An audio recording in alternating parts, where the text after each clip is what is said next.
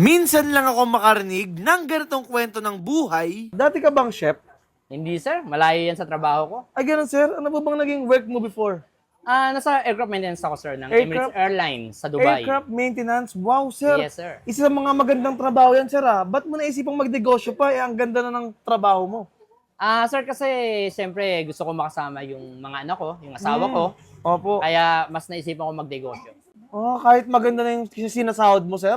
Oo naman sir, malaki yung sinasahod ko. Kaya lang, hindi ako masaya sa pera eh. Mas masaya ako sa kasama ko yung pamilya ko. Isipin nyo yon, dating aircraft mechanic na may maganda at malaking sahod na noon. Pero nang dahil sa pamilya, mas pinili na lang magnegosyo at magtayo ng tapsihan na nag-o-offer ng napakasulit, napakamura at napakasarap na iba't ibang pagkain. Katulad ng mga silog meals, meron ding mga sizzling meals, meron pang mga inasal meals, meron ding mga pansit, at higit sa lahat, dito ko lang din makakakita ng isang tapsihan na nag-o-offer ng mga Korean food. Dito nyo nga lang yan matitikman sa Coffee Day na located dito sa barangay ng Bacau 2 na malapit sa Antel Grand Village na nandito lang mismo sa tapat ng Alpha Mart. Ops, teka, huwag mo kakalimutan na cars agent na ako dito sa Mitsubishi Manila Bay. Kaya ako nagbabalaki bumili ng mura at brand yung sasakyan, katulad nitong aming Montero, Expander, X-Force,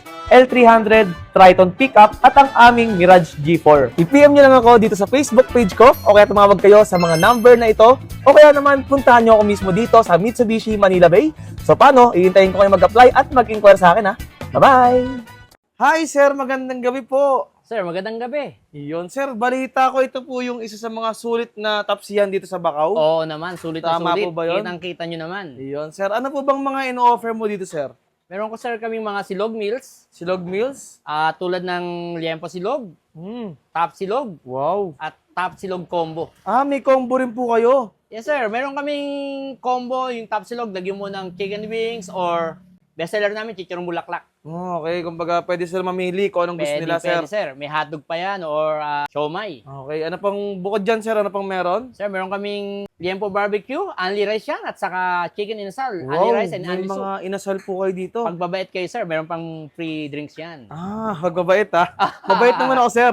Sir, meron ka free drinks, only drinks ka. Bukod dyan sir, meron kaming, ito, bestseller namin, pansit, Pansit.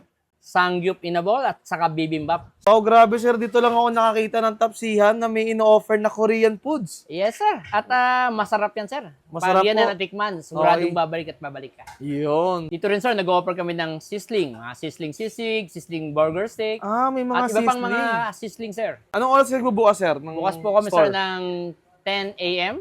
hanggang 11:30 p.m. Yun. Sige sir, ordering ko yung mga bestseller mo dito para matikman ko yan ha. Nako sir, sigurado ko pag natikman mo to, babalik at babalik ka.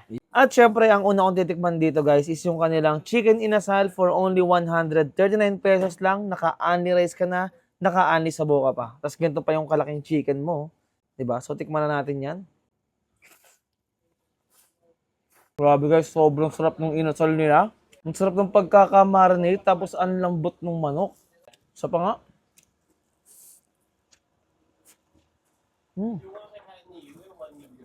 Ang sarap.